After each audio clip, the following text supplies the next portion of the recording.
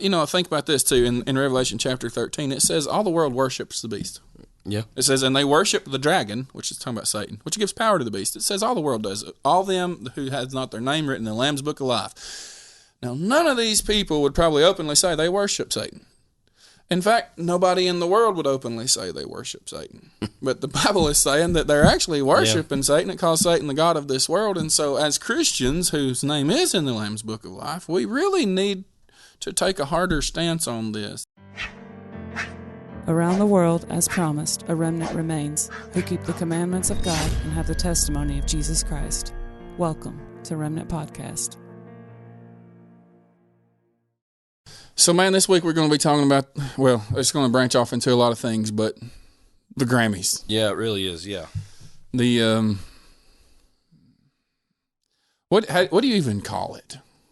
The open worship of Satan at the Grammys? Or I guess that's the best way to describe it. I mean, there was a lot of comments from across the internet, from across social media platforms, and that's what they were saying was it was like openly worshiping Satan on a public platform. That's really the only way. Yeah, I mean, that's really the only way I know to put it too. It's like, what else do you call it, really? I mean, you just call it what it is. And to me, it's like, well, we're going to get into sort of this satanic agenda and the overtones and undertones of, honestly, Satanism. Yeah. All throughout Hollywood, all throughout music, all throughout that stuff, the arts, But in one sense, even though they're trying to mock God, yeah, they're really proving God. They're proving the reality of God. Well, and that's one of the things is, Hollywood rejects everything about God in the Bible. They really do. Mm-hmm. But yet they use Satan is from the Bible. That's right. That's what I'm saying. That's right. The evil is the way it was in the Bible. They're like you said, they're proving the existence of God even without knowing it. Right. Rebellion against God in itself is a proof of God. Yep. And even the fact that there is an underlying, whether they realize it or whether or not they admit it, there is an underlying dark spiritual motive that even pushes them to do this sort of thing. Yeah. And whether it be from the person, the choreographer who was constructing all this, the costume designers, all of them, without really perhaps realizing it. I think a lot of them really do realize it. But they are, how do I say it? Even what they interpret as being artistic is demonically influenced, or we'll say influenced by evil, influenced by wicked, which, like I said, the existence of sin, the existence of evil, all that stuff in itself is actually evidence for Christianity. Because there's not even another worldview that accounts for that kind of stuff. I see you have something over there. What, you got me interested. Yeah, I have just going through a lot of the comments from the internet, going through just reading the article. Man, when I first started, it was hard because it was like all I was seeing was praise on how great of a performance this was, and I was sick. I mean, literally sick to my stomach. So, it was in my studies and just the reading and everything. Right here it says, when a nation pushes God out, you give Hollywood a path with very little obstacles to sensationalize the devil, hell, and evil. You are allowing Hollywood to teach your children and guide them in their decisions, all because we pushed God out of this country. That's so well said. I mean, did you write that? I did write that. Yeah, yep. That's so well said, man. You have created a path of no resistance to evil when you push God and godly people, or at least our voice. When our voice is silenced, when our freedoms are taken, you have created a path of no resistance for evil to just be abundant and prevail. Yeah.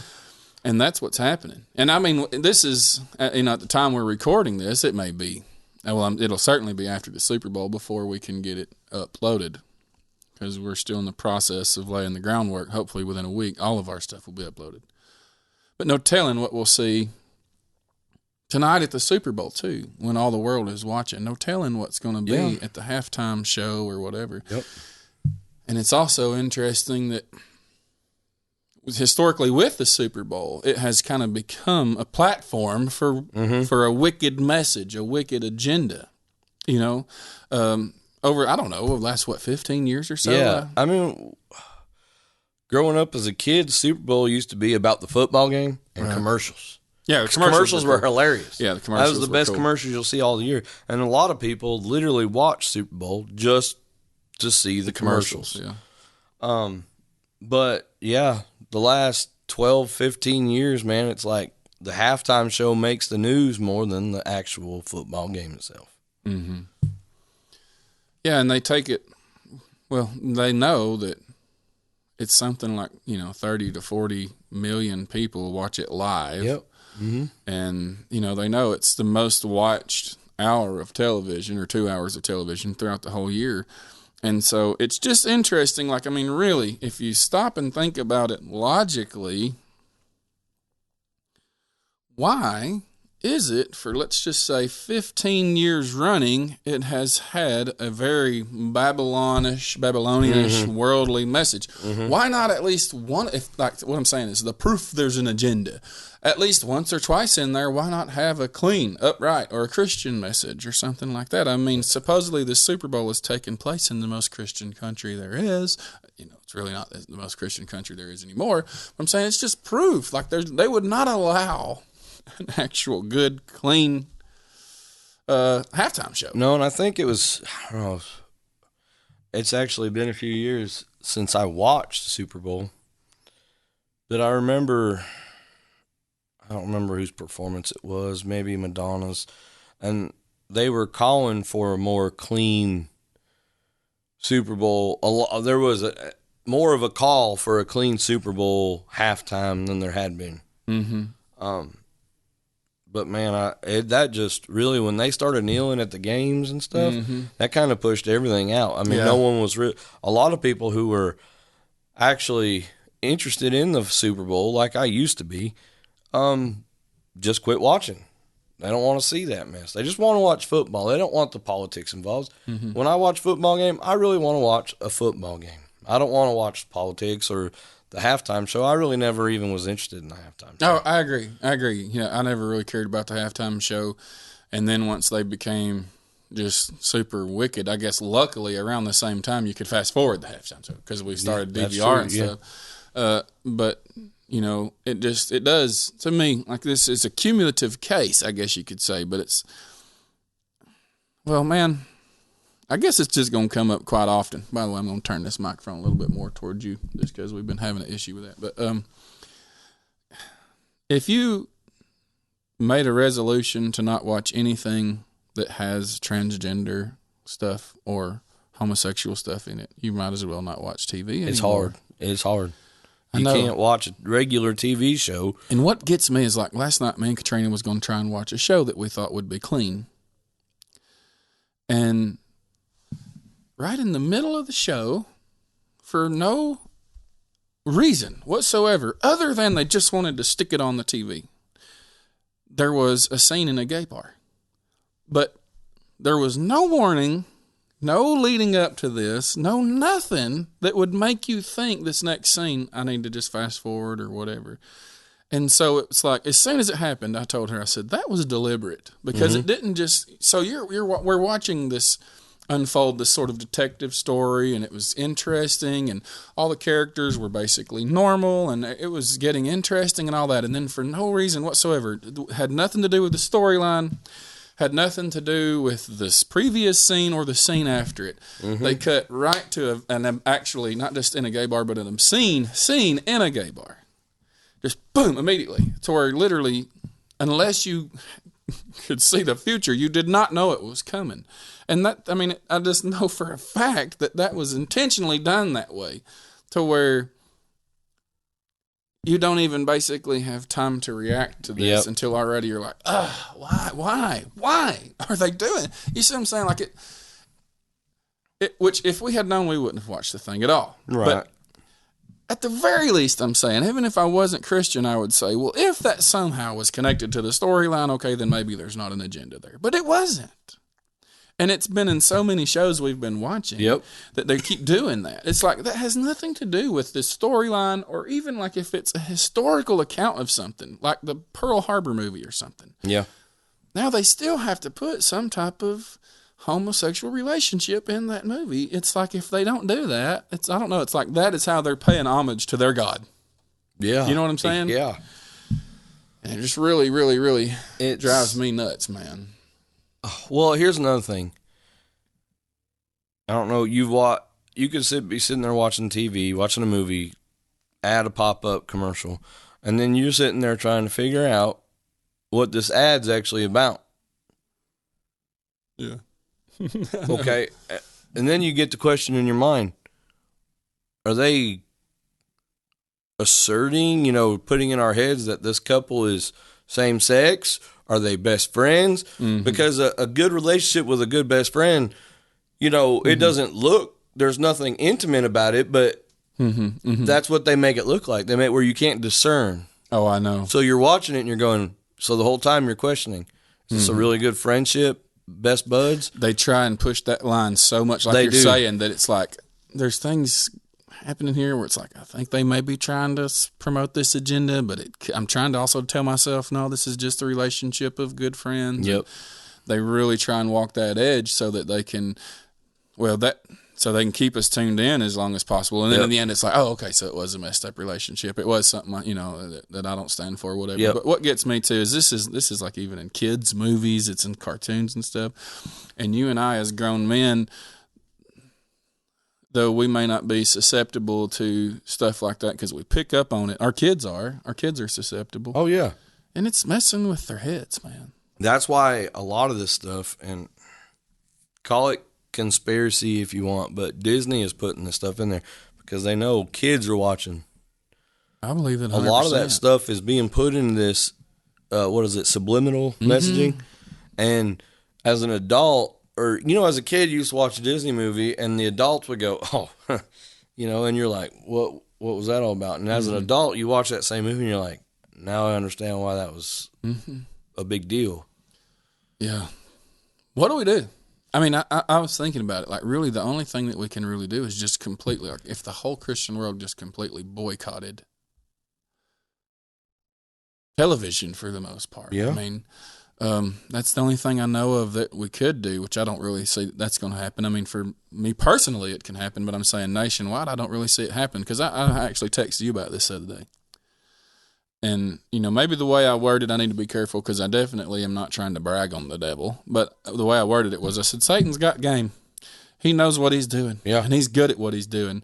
Because if we knew that the guy that owns the milk and bread store or whatever at the end of the street was also a practicing homo or pedophile or whatever, you would not shop there. No. You'd be like, I'm driving past that and I'm going to the next one because I'm not going to uphold that in any way. And if we knew, there's a lot of illustrations I could give. If you knew the local baker was into this stuff, you'd say, well, we're going to get our bread somewhere else. But with the TV, they bring it right to your bedroom for free. They put it right on your screen. A lot of it for free, man. And they're, something that you would have never. Like, you would never support the local person who's involved in that, but they bring it right to you. And what I was saying in the text message is that they actually got America hooked on television 40 years ago, 50 years ago, 30 years ago. And, I mean, really, we're a nation hooked on screen media. I mean, maybe not you and I as individuals, but I watch a lot of TV. I'll confess it. Me and Katrina watch movies, and we're very choosy with what we will watch, but I'm saying we enjoy a movie. But they got the whole nation addicted to television when it was clean, when it was Andy Griffith, when it was I Love Lucy, when it was wholesome stuff. It was wholesome. It was enjoyable to watch, and then we got addicted to it, and it became a part of our routine. Really, television became part of daily American life. Man goes to work. He comes home. He's wore out. He clocks out. Him and his wife eat dinner. They sit down together on a recliner and watch I Love Lucy or whatever. And then the children grew up seeing this is what mom and dad do. This is how they wind down. This is how they relax. And as a child, I loved Andy Griffith. I loved that show. I would watch it with my grandparents, and old Westerns were cool. They were clean. They even promoted masculinity in a man and femininity in a woman. They promoted good morals. They promoted good ethics. There was a lot of good sayings in there. There was a good point to most things. And so the whole country got hooked, and then they did swap it. Yeah. Now that y'all are addicted, we're going to feed you stuff that's going to destroy your brain. Yep, exactly. And it's hard to turn it off because it's like, well, what are we going to do with our time now? This is how we have learned this whole behavior, this whole pattern of our day. Hollywood got bigger and bigger, and we allowed it to happen. Maybe not me and you because we were still young, but the Christian leaders, the people before us, let it happen. Mm-hmm. And now we're at that point. I mean, you can find wholesome stuff on TV. I mean, we watch Peer Flicks a lot, and that is strictly Bible-based, Christian-based shows. Mm-hmm. In fact, that's the only one my wife will let my kids watch, without her having to look and make sure what they're watching before they watch it. So, well, what you got wrote down over there? I think you was about to go to it. Well, I was just getting ready, so whenever we were ready. Yeah. Okay, so during the performance, Ted Cruz, he's a senator from Texas. Yeah, and running for president, most likely. Again, has before. But and he has a strong religious background. He put, "This is evil." That was it. And someone shot back fairly quick. Said, "Evil is when a man walks into a school and murders a dozen children. Evil is when Russia bombs schools and hospitals to steal land. Evil is not when a musician dances around in a devil suit performing a hit song." All right. She's right. That is evil. But evil has... I've actually got the definition right here. All right. So what she's describing... having bad qualities of a moral kind, wicked, corrupt, perverse. No, I'm sorry. That was Ted Cruz's. That was Ted Cruz's. Corrupt, perverse, wrong as evil thoughts, evil deeds, evil speaking, and an evil generation. That's the description of evil Ted Cruz was using. Ted Cruz is a smart man. He knew what he was saying when he said this is evil. What she was unfortunate, unhappy, producing sorrow, distress, injury, and calamity. Yeah, when you go in and shoot something, that's what you're causing. You're causing calamity, injury. You're causing sorrow because there's going to be family members and students and families that are distraught and hurt over this. So she's right. One's evil, but they're both evil. Go ahead. I didn't mean to cut you off. It's all right. But the Hollywood, the music industry, and I'm going to say the video game creators, this isn't an actual, I couldn't look, probably couldn't find this if I wanted to, but I'm estimating cause 90% of the evil in the world. Because, like I said, they created when we let God leave the country, let God leave our world, it gave them a clear path with very little obstacles. So they make video games, music, movies in their agenda, how they want. Man, there's several things that's coming to my mind, but back to the woman. You said she's right, and she is in one sense, but she's wrong in the first thing she said, and that's the heart of where she's missing it. So 2 points I want to make. First, she said, that's not evil. Wrong. It is evil. That's true. It is evil. It is evil. Then she goes to give another category of evil, which is true. But here's the thing with her. If we can follow this thought, if I can lay it out there right, if her category of evil is actually evil, then her only justification to call that evil, she also has to call the first evil. In other words, upon what ground does she even call it evil when someone goes in and murders somebody? Upon what ground do you even call that evil, lady?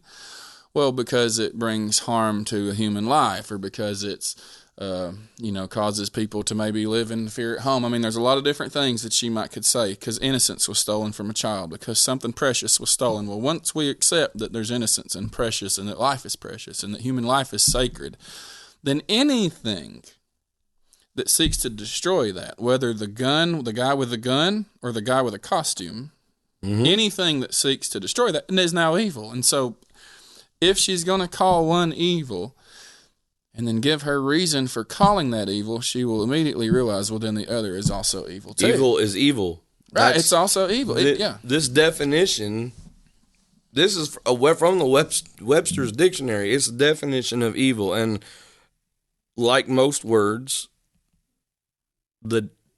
a word has many definitions, many ways to describe it. Mm-hmm. And evil is, I mean, there's a lot. I just highlighted the ones that were, because it goes into different civil evils and stuff like that, really. That's why I said categories. There's different applications, so to speak. Evil manifests itself in different areas. But what I am saying is that what makes evil, evil, whether it's in the area of television, or in the area of violence, or in the area of sexual abuse or something like that, what it is that makes it evil rests upon a certain truth that there is a good, there is a value to human life, there is innocent, precious something in children, even the sanctity of marriage, or the holy union between a man and a woman intimately, I'm saying, because those, you couldn't call it evil unless there was a good there that was being destroyed, being corrupted. And so that's true. Her shooting him down right off the bat, that's wrong. She says that's not evil. Well, yes, it is. Both are evil. Which one is more deadly, though? Ultimately, the guy that goes in and shoots up a bar, that's terrible. But the stuff that, I don't know how many people watch the Grammys, let's say 5 million people. The stuff that they watch and have been watching, and this cumulative watching, and what, I've said all the time, garbage in, garbage out. What goes in is what comes out. What's in the well comes up in the bucket. And so when this indoctrination to evil continues for a generation, I would say both, I condemn both, but the satanic agenda in movies is more, ultimately, if you was really going to weigh them, it's doing more damage than the guy that went and harmed 2 or 3 people. Now, he did harm, he ended the lives of 2 or 3 people, and that's terrible. But Hollywood is ending the lives, to an extent, of millions of people, because they're leading lives now. I mean, yes, they're still alive. They're still breathing, but there's more to humanity than just breathing. Yeah. And they do it with a catchy tune. And a smiling face. Exactly. That's what I'm saying, is they're singing that song, and you're listening to it, and you like this song. And it may not even be the words. You may not even be listening to the words. It's the sound. It's the music itself. And before you know it, when you realize that was wrong, they've already got you. Because it's if you ever sing the words to a song, and then you're like, wow, I didn't realize what that was saying. Yes, we do really have to be careful, as Christians, because we was talking about this just at church today. There are more than, just like there's multiple facets of evil, there's also multiple facets of worship. And you can sort of accidentally worship something that is no good. Now, I'm not saying that your heart was in it and that you intended to, and I'm not saying that, but I am saying, well, let me just, if I worded it this way, how does God feel? You may not understand, you may not have the understanding personally, the lyrics meant that, I didn't even know that, and so there's a sense of you're not guilty there, okay? Right. However, what you're actually doing and the actions you're going through, well, let me give you an example here. There are times where even though the heart wasn't in or whatever, the Bible still calls it worship. And one is when the people were actually beating Christ and he was up on now they have hung him up on the cross and they're mocking him, but it says, and they bowed and worshiped him. Now they was doing it in a mocking way, but it's still calling it worship. And so all I'm saying is, when we give praise or even support financially or whatever to something that is wicked, we're in danger of worshiping something. Now, like I said, we don't call it that. But, think about this, too. In Revelation chapter 13, it says all the world worships the beast. Yeah. It says, and they worship the dragon, which is talking about Satan, which gives power to the beast. It says all the world does it. All them who has not their name written in the Lamb's Book of Life. Now, none of these people would probably openly say they worship Satan. In fact, nobody in the world would openly say they worship Satan. But the Bible is saying that they're actually worshiping Satan. It calls Satan the god of this world. And so as Christians whose name is in the Lamb's Book of Life, we really need to take a harder stance on this. You see what I'm saying? Yep. I mean, I'm not trying to turn this into a preaching thing, but it is a big deal. And it's like you said, we before you know it, these tunes are catchy. They're made to be catchy. And we catch ourselves singing, and then we're like, oh, wait a minute, I'm not going to say that because that don't sound good. And I would say, really, if we can help it, just don't sing their songs, Yeah. If 'cause- your heart is true, your conscience is going to catch you when you're doing it. Yeah, sensitive conscience is what we all should be seeking after. What else you got over there? So this was another thing I don't remember who to give this credit to, but it was just one of the things I pulled up, and it makes a lot of sense. Once I get done reading it, you give me your feedback on this. It says Christians are told to stop forcing their religion on others, yet we have Sam Smith teaching our youth how to worship Satan on a national platform. It's about time we live with eyes wide open and see the spiritual battle going on around us. There was a satanic ritual performed on live television, and still people are calling it art and entertainment. Wake up. This is not the time for compromise, complacency, or ignorance. We need to be vigilant in prayer and discerning of good and evil. What happened at the Grammys was evil and, in their words, unholy, period.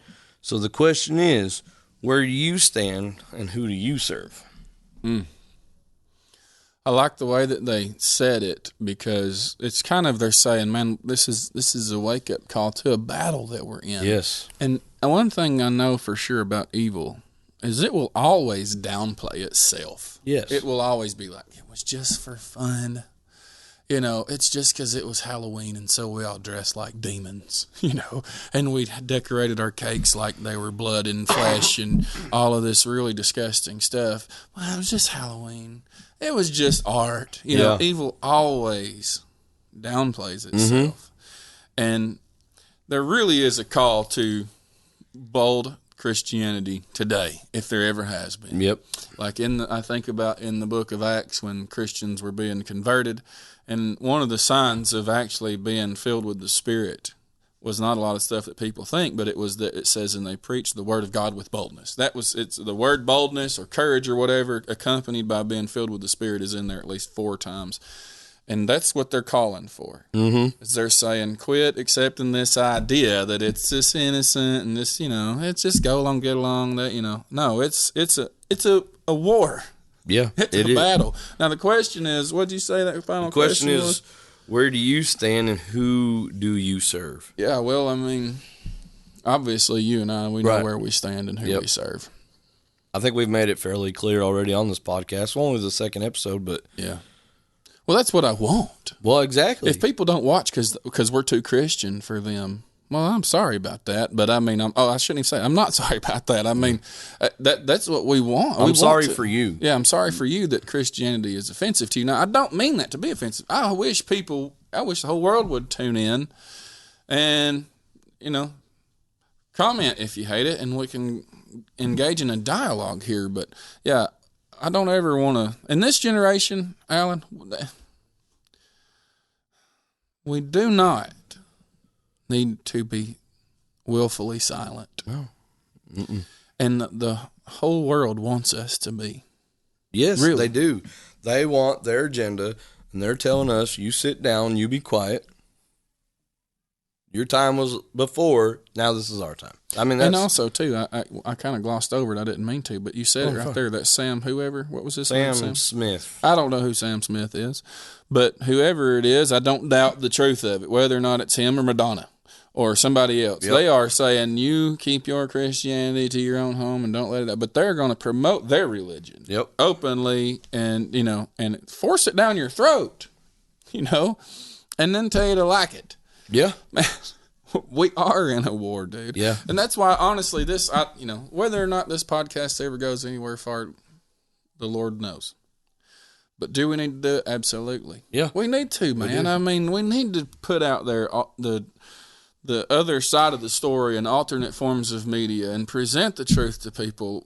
Whether or not they tune in or not, that's up to them, but we need to do this. I say you got the Bible open. Yeah, I read this, the last one, but it's really coming in hard on this one, on what we're just talking about, and it's Ezekiel 3:18 and 19. It says, "When I say to the wicked, you shall surely die, and you give no warning, nor speak to warn the wicked from this wicked way, to save his life, that same wicked man shall die in his iniquity, but his blood I will require on your hands." Yes. And then it says, "Yet if you warn the wicked, and he does not turn from wickedness, nor from his wicked ways, he shall die in his iniquity, but you have delivered your soul." I love that verse. I do too.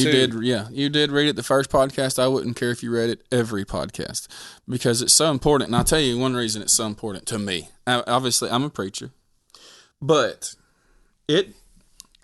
I'll tell you who needs to hear that more than anybody: Christians. Yeah. Because they really, half the people who are telling you, oh, just relax, man, you're making us look bad. Half the people that's telling you that is the Christian people. Yep. They're saying, oh, you're making us all look stupid, you Bible thumping, why? Just let be, live and let live. And that's saying, no, you cannot. Nope. You cannot do that. Can't. In fact, the whole idea of me keeping my mouth shut when I know that I'm holding the truth of the Word of God in my hand actually is saying I don't have the right love. Right. If I keep silence when I know that I could say something because it's the Word of God, it's not because it's my word, but I'm saying when that person needs to hear the truth, and my point is even Christians are like, oh man, just calm down, just relax. No, man, you cannot do that. I look at that as almost an outline of our podcast. Yeah. Because that's what people have the option to listen to us. Mm-hmm. And they may listen to one episode. And they may never listen again. And they may never listen again. But we have done what has been commanded. Yeah. And two, the Bible says that men love darkness rather than light, and so that they won't come to the light because their deeds would be made visible, or it says manifest. Mm-hmm. And truth is a burning light. Truth is a shining light. That is what it is. In fact, all through the Scripture, there's a parallel drawn, an allegory or a metaphor between truth and light. Mm-hmm. And, half the reason that this is what I'm saying is the reason that the world don't want you to talk is because you're saying the truth. If we were not saying the truth and we was just spilling a bunch of false ideas and lies, they wouldn't care what we said or how loud we say it. But if we say truth, they're like, shut it. Yep. Because it reveals the light. And there's nothing, and light will overcome darkness. Every time you do shine a light, the darkness scatters. And I think of roaches and rats and creatures of the night. You shine a light and they're all like, they hide their eyes, they scatter. And that's what truth does. And so, of course, this is never going to just be hugely popular. But, man, for Christians, for the sake of the world, speak. Voice the fact that you do not agree with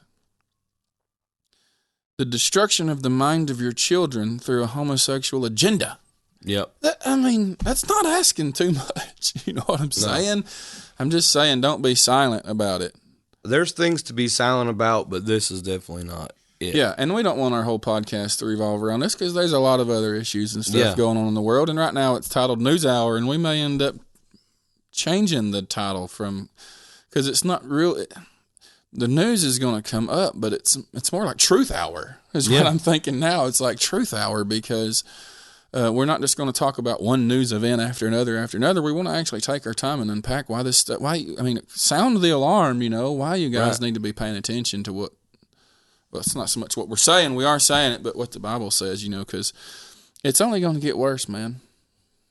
I wish I could remember. I was watching or listening to a podcast. I wish I could remember the actual episode, and I would even put a link to it on here. It's a guy out of Japan, I think. But no. It was a guy, I think his name is Richard Grove. So it's not out of Japan. Anyway, they was talking about there's apparently a big to-do star or whatever has basically come out in support of pedophilia. Because the girl's 15 or whatever, and they was making this whole argument for... and what they was saying, and it was a woman saying it, and she was like, if her family's okay with it and the community's okay with it, just let it be. Dude, I wish people could understand the depth of the depravity of what that woman is saying. Mm-hmm. It's like saying, look, imagine being back in World War II era in Hitler's Germany and saying, look, man, our government wants to kill the Jews. My family wants to kill the Jews. Just kill the Jews. Everybody wants to just kill the Jews. It's like, no. I don't care how many people go along with the agenda. And I don't care how popular and pretty and powerful they are. You don't go along with the agenda. And even, this person obviously can't see the destruction that will cause to this girl. And every girl that gets involved in something like that at 15, she can't see. And that kills me too. Do you have any comment on that? It's this fact that it's really the world is blind to the damage that it's doing. They celebrate. Well, it's what does it say in Isaiah? Woe to them that call light darkness and darkness light and bitter sweet and sweet bitter and good evil and evil good. Yep. That's where we live, man. That's where we live. Yeah, that's where we're at with it. It's hard to stomach a lot of the stuff going on. It really is. When you're having to go through and read on this stuff, and it's like it makes you physically sick. Because it's wrong and it's not, unfortunately there's a lot of the world doesn't look at it that way. That's what I'm saying. is like how do you even go about, other than what we're doing, how do you even go about showing something? Because that woman that was saying, let the 40-year-old guy be with a 15-year-old girl if she wants to. How do you even go about showing her, oh no, that's so messed up? Yeah. Because in her mind, she's like, she's actually saying what she believes. She believes it's no harm, and it's like, no, you're so wrong. You do not see the harm. Our culture, our society is so far now from truth, they don't even recognize it when it hits them in the face. And so, man, that's why it's hard to stand on a line. I mean, you got to stand on a line of zero tolerance because the other line keeps moving. That's right. Because they drop, it came up to a point. Let me think of it for instance here. I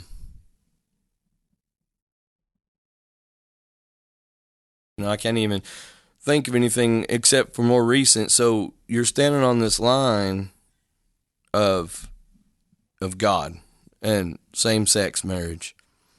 And now the world has moved that line. This is okay. And we're watching this line stand right at the edge of pedophilia is wrong, but people are starting to dabble in this. That line's fixing to move again. Mm-hmm. That's why you got to stand on a line of zero tolerance. You have to stand on the Bible's line. That's right. The Bible's line, because every other line moves, and it's that whole analogy of the boiling frogs. You ever heard of that analogy? If you slowly raise the temperature, the frogs won't jump out. Yep. Well, that's kind of what they're doing. But here's the problem, too, though. So many people that are trying to say, wake up, America, wake up this. They're totally missing it. They're looking at it like it's all political. When they say wake up, they're like, you got to wake up and realize there's an agenda against you, which is all true. But I'm saying the boiling frog thing that's really happening is the moral waters are slowly boiling, and that line is moving. It's like you said, what started off with the homo thing became the trans thing. Mm-hmm. Now it's going to become the Well, what was some famous lady the other day is like, I don't even recognize time. She's like, I don't acknowledge time. So if you don't acknowledge time, you also don't acknowledge age. And so now, well, there's no such thing as pedophilia. Because, there's no, Ooh. it's Yeah, just, it gets deep. it gets deep. It gets the deep line quick. moves and Yeah. moves and moves until you truly end up with Alice in Wonderland, where everything is just the whole relative truth world. It's true for me. We talked about that stuff before. There ain't no such thing. It's either absolute truth or there's no truth at all. And there is truth. And so, you have to stand firm on God's line, man. He drew a line. He made it clear. It is very unpopular today to stand on that line. You're a hater. You're a bigot. You're a Bible thumper. You're backward. You're judging people. No, we're not. I mean, I think about when Paul says to the church, he's like, can you not judge the least of these matters? He says, I have judged already. And he was talking about sexual sin in the church. He said, get this out of your church. And so it's not that we're being judgmental of people necessarily, but you still have to stand where God told us to stand. And I hope that we can eventually get on some different topics of truth, because there's more that needs to be covered than this one. But this one is a big deal. This one is, and it's constantly being pushed put in our hard face right now in the world. That's it. Yeah, I mean, it is. Can't Of get away course, from there's it. a lot of interesting news we can get into about the whole COVID narrative and how they're constricting us down like a python, into tighter and tighter small groups like what we have now. And I wish people could really see what the world has been going through. This whole agenda. I'm saying there's a lot of other interesting news hopefully we can get to, but if we end up having to bring this stuff up often, so be it. Because I honestly don't know. There's very few actual born-again, claiming Christ as Lord and Savior Christians voicing against this stuff. Yep. I tell you who is, people like Jordan Peterson. Mm-hmm. But the guy don't even claim to be Christian. So, I mean, more power to you. Kudos. I'm glad you're standing up against the trans movement. Yep. But where's the Christian voice here, man? You know what I'm saying? There are some, but yeah, they're far and few between. They're few and far between. So yeah, we need to keep doing what we're doing. Well, do you have anything else you want to hit on, or? No, pretty much the rest of these notes I have is repeated of it from other stuff, and so. Yeah. I would just want to leave people with, encourage them to fulfill that verse in Ezekiel that you've read twice now. Yep. God is really forbidding you that hold the truth to keep the truth to yourself. He says, I forbid that. Yep. He says, no man lights a candle and hides it under a bushel, which is what we're doing. If we know the truth that, hey, your homosexual relationships or your trans stuff that you're doing to your children, it's going to destroy their lives. Mm-hmm. It's going to do irreparable damage. If you hide that truth under a bushel, you're accountable for them people. And that's a fearful thought, so we don't want to be there. But all right, man. Good one. We'll see you again next week.